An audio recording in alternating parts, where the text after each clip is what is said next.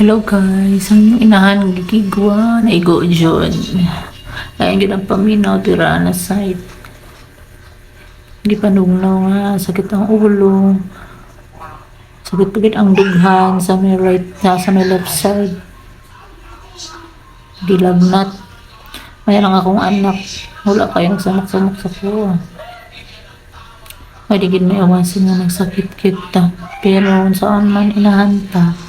Mulihok yuta sa tong lihukonon. Na diha nagdigda rata kay magdi jud makaya. Labad jud ang ulo, masakit jud siya.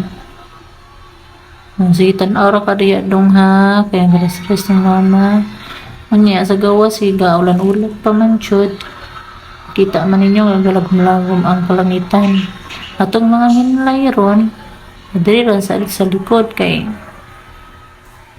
bahala nagkuan kining di sa mainitan karon kay nabot man akong anak na inong tambal sugo na ako hinamta kay aron mi atong pagbangon ijud makaya ay sakit gud atong kalawasan maratag gulok duog pito kaligid nga bugat nya kauna na lang po nato na og hupya kay para naisulod itong piyang kay inom tagtambal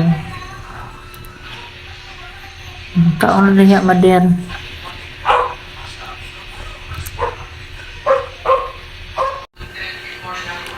anya wala ka usap-usap